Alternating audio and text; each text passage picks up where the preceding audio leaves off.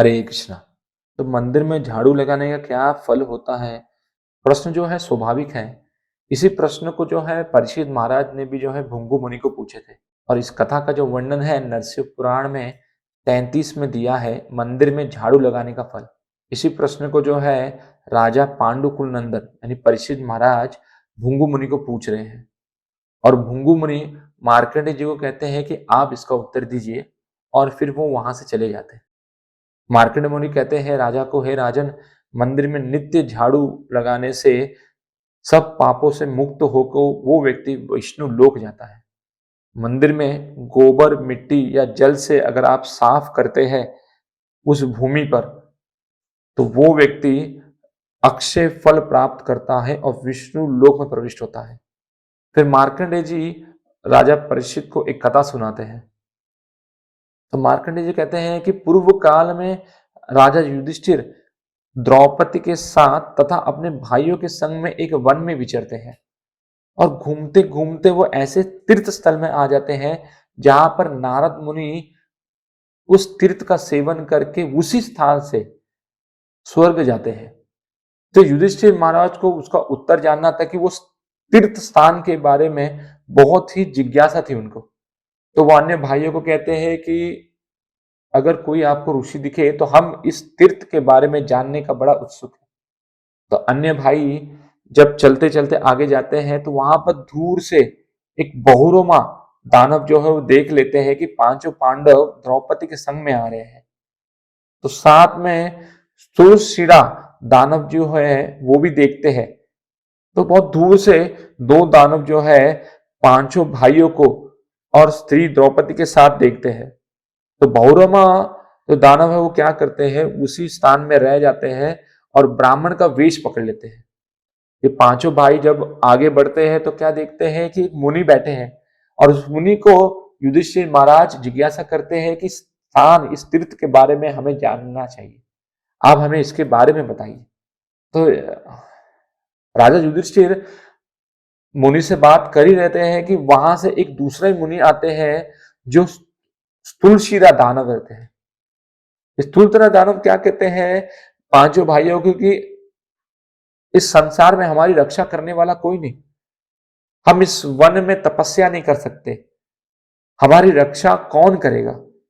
ऐसा कोई क्षत्रिय जो नहीं है जो हमारी रक्षा कर सके ब्राह्मणों की। तो इतना सुनते हुए सारे जो क्षत्रिय जो है ये पांचों पांडव क्रोधित हो गए। तो अर्जुन कहते हैं कि आपकी रक्षा हम करेंगे। वो दानव कहां पर है? तुलसीरा दानव जो है, जो मुनि का वेश बदल के थे, वो पांचों पांडव को लेके बहुत दूर चलते हैं। चलते चलते चलते युधिष्ठिर महाराज को शंका हो जाता है, और वो अर्जुन को कहते हैं कि हे अर्जुन, बहुत समय बीत गया है, तुम द्रौपदी की रक्षा के लिए तुम चले जाओ। और कुछ देर चलने के बाद युधिष्ठिर महाराज रुक जाते हैं और कहते हैं कि हे पवन, हे आकाश, अगर मैंने कभी झूठ नहीं बोला है और मैं सत्यव्रत व्यक्ति हूं, तो कृपा करके मुझे जो है मार्ग दिखाइए। तो वहां से आकाशवाणी होता है, कहते हैं कि हे युधिष्ठिर, जो आपके साथ जो चल रहे हैं वो स्थूल सीरा दानव है, लेकिन आपके साथ जो चल रहे हैं वो दानव है जिसने मुनि का वेश बदल लिया है। और इतना सुनते ही भीम जो है दानव के साथ युद्ध करते हैं, और युद्ध करते करते अपने हाथों से उसके मस्तिष्क को यानी सर को कुचल देते हैं और उस दानव की हत्या कर देते हैं। यहाँ अर्जुन जैसे ही आते हैं उस स्थान पर, वहां पर द्रौपदी उनको नहीं दिखती है और वो ऋषि भी नहीं दिखते। तो एक झाड़ के ऊपर, बहुत ऊपर तक जाते हैं और देखते हैं कि कहीं पर वो दिख जाए। तो देखते हैं कि एक असुर, जो एक दानव जो है, क्या कर रहे हैं, द्रौपदी को अपने कंधे में रख के बहुत दूर तक भाग रहे, बहुत तेजी से। इतना देख के ही अर्जुन बड़े क्रोधित हो जाते हैं और वहां से छलांग मारते हैं। उनके छलांग मारने से भूमि जो है हिल जाती है, और भौरमा दानव को पता चलता है कि ये जो भूमि जो हिली है, ये क्रोध से, अर्जुन के क्रोध से जो है वो हिल गई है। और भौरव मुनि क्या करते हैं, भौरमा दानव क्या करते हैं, बहुत तेजी से भागते हैं। बहुत तेजी से भागते भागते उनको भी लगता है कि अब मैं पकड़ा जाऊंगा, तो क्या करते हैं, वो द्रौपदी को वहीं रख के बहुत तेजी से और भागते हैं। और अर्जुन जब तेजी से पकड़ने ही वाले रहते हैं, तो बहुरमा दानव क्या करते हैं, विष्णु रूप ले लेते हैं। और अर्जुन जैसे ही वो देखते हैं, वो अपने क्रोध को पूरी तरह शांत करके भगवान को दंडवत करते हैं कि भगवान हे भगवान विष्णु, मुझसे बड़ा पाप हो गया है, मुझे क्षमा करें। मैं आपकी माया को समझ नहीं पाया, मुझे क्षमा करें। तो इतना कहते ही बहुरामा दानव जो है, जो विष्णु रूप में है, वो कहते हैं कि हे अर्जुन, मैं भगवान विष्णु नहीं हूं, मैं तो बहुरामा दानव हूं। मेरे पूर्व कर्म के कारण मैं भगवान विष्णु का स्वरूप धारण कर सकता हूं। तो अर्जुन जो है बड़ा चकित हो जाते हैं और कहते हैं कि हे बहुरामा दानव, कृपा करके आप मुझे अपने पूर्व जन्म के कर्म के बारे में बताइए।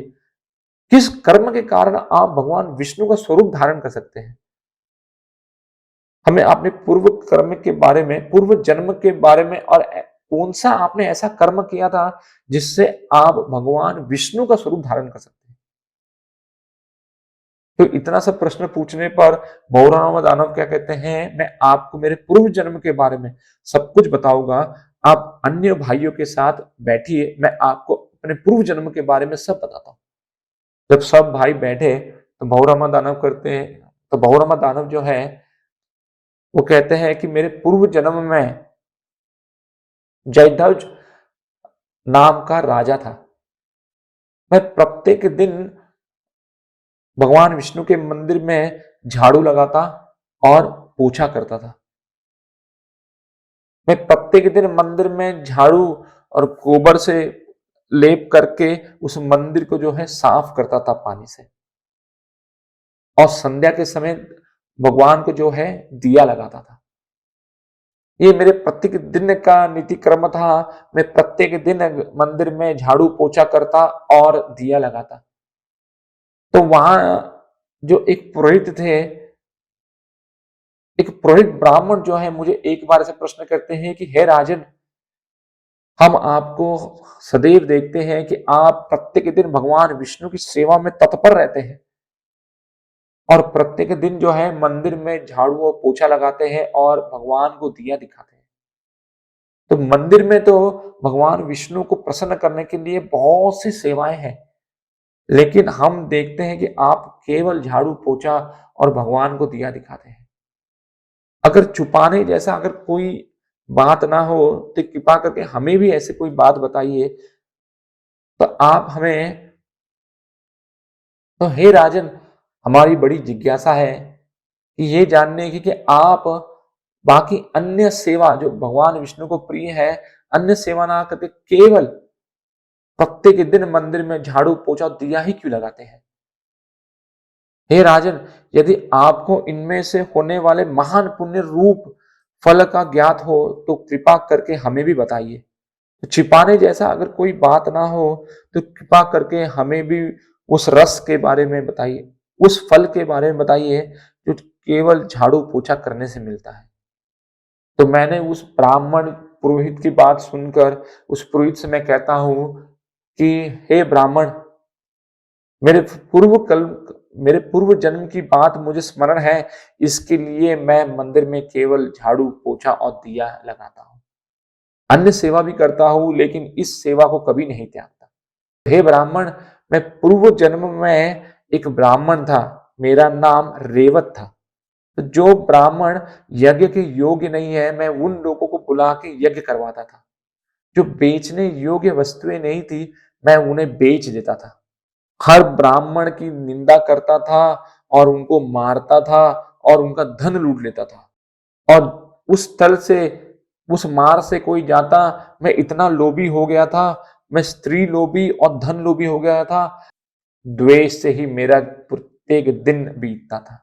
तो मेरी एक दिन बड़ी इच्छा हुई कि मैं किसी स्त्री को अपहरण कर लूं, और मैंने एक ब्राह्मण पत्नियों को उठा लिया और ऐसे निर्जल स्थान पे लेके गया। एक भगवान विष्णु का मंदिर था। वो स्थल ऐसा था कि दूर दूर तक कोई व्यक्ति नहीं दिखता। ऐसा निर्जल स्थान था कि मंदिर जो है खंडर हो गया था और उस मंदिर के यहाँ कोई नहीं आता था। तो अपने लोभ के कारण, अपने काम पूर्ति के कारण मैंने उस फर्श को अपने कपड़े से साफ कर दिया और स्त्री को वहां बैठाया और मैं काम पूर्ति के कारण उस फर्श को और ज्यादा तक साफ कर दिया, तो जिससे मैं अपनी काम पूर्ति कर सकूं। वो मंदिर जो है मैं उस ब्राह्मण स्त्री को देख नहीं पा रहा था, तो इस इच्छा से मैंने वहां एक दिया लगा दिया जिससे मैं उस स्त्री को देख सकूं। अपनी संभोग की इच्छा से मैं उस स्त्री से बात ही कर रहा था कि कुछ दूर से एक सिपाही, दो सिपाहियों ने हमें देख लिया। उनको लगा कि हम कोई बहरूपिया है, कोई अन्य प्रदेश से आए हुए गुप्तचर है। वो हमारे पास आए और मेरे पर प्रहार करके मुझे नीचे गिरा दिए और मुझे पूछने लगे कि तुम कौन हो, तुम कौन से राज्य से हो, तुम किसके गुप्तचर हो। और मैंने कहा कि मैं कोई गुप्तचर नहीं हूं, मैं ब्राह्मण हूं, लेकिन मेरे बात का विश्वास ही नहीं किए। मेरे बात का विश्वास ना करते हुए उसी तलवार से मेरे गर्दन को उन्होंने काट दिया। जो ही मेरे गर्दन को काट दिया उन्होंने, अपने आंखों को खोला तो देखा कि एक दिव्य विमान में मैं जा रहा हूं और वहां गंधर्व जो है मेरी प्रशंसा कर रहे हैं, भगवान स्वर्ग लोक ले जा रहे हैं। जब मैंने ये अपनी प्रशंसा सुनी, कितने कल्पों तक मैं वहां रहा और उसके बाद मैं राजा के रूप में जो है, हे युधिष्ठिर, जब मेरा जीवन जो है राजा का व्यतीत हो गया, तो मैं अपने पुण्य के कारण फिर से मैं स्वर्ग गया और स्वर्ग के बाद मैं रुद्रकोल से लेके ब्रह्मलोक तक मैं जाता रहा। फिर वहां से मैं रुद्र लोक गया और एक बार मैं रुद्र लोक से ब्रह्मलोक जा रहा था और जाते हुए मुझे नारद मुनि दिखे और मैं नारद मुनि को प्रणाम नहीं किया, उनको नमस्कार नहीं किया, उनका सम्मान नहीं किया और नारद मुनि को क्रोध आया और मुझे श्राप दे दिया कि तू स्वर्ग में रहने के योग्य नहीं है और मुझे श्राप दे दिए कि तू राक्षस हो जा, दानव बन जा, तेरे कार्य जो है दानव के समान है, इसलिए तू दानव हो जा। मैं बड़ा दुखी हो गया और नारद मुनि को प्रणाम करके उनसे क्षमा की भिक्षा मांगी। तो नारद मुनि मुझे कहते हैं, जिस समय बुद्धिमान धर्मपुत्र युधिष्ठिर महाराज जब आएंगे तो उनकी भाया द्रौपदी का तुम हरण कर लेना और उसे रेवा तट के मठ पे ले चले जाना। उसी क्षण तुम्हें उस श्राप से मुक्ति मिल जाएगी। तो हे धर्मपुत्र युधिष्ठिर, हे अर्जुन, मैं वही राजा जयध्वज हूं। इस समय भगवान विष्णु के स्वरूप को प्राप्त किया हूं। अब मैं निश्चय ही वैकुंठ लोक जाऊंगा। फिर मार्कंड मुनि राजा जयध्वज गरुड़ पर आरूढ़ होकर विष्णु धाम चले गए। तो हे राजन, मैंने तुम्हें मंदिर में भगवान के समीप झाड़ू पोछा या दिया लगाने का जो फल है मैंने तुम्हें बता दिया। तो हे राजन, जिस प्रकार से पूर्व जन्म में राजा ध्वजज काम अपने पूर्व जन्म के काम के कारण ही उस मंदिर पे झाड़ू झाड़ू और पोछा और दिया लगाए थे अपने काम के कारण, तो भी उसे स्वर्ग की प्राप्ति हुई, वैकुंठ की प्राप्ति हुई। अगर कोई व्यक्ति अपनी स्व इच्छा से भगवान की सेवा करता है, भगवान के मंदिर में झाड़ू पोछा या दिया लगाता है, तो उस व्यक्ति के विषय में क्या कहूं। सूत जी ने जब भी मार्कंडे मुनि को ये जब कथा सुनाए थे, तो सूत जी कहते हैं, अविनाशी भगवान नारायण जानकर अथवा अनजाने में भी पूजा करने वाले अपने भक्तों को मुक्ति प्रदान करते हैं। तो इस कथा का जो वर्णन है नरसिंह पुराण में चैप्टर 33 में झाड़ू लगाने का फल आप अच्छे से पढ़ सकते हैं।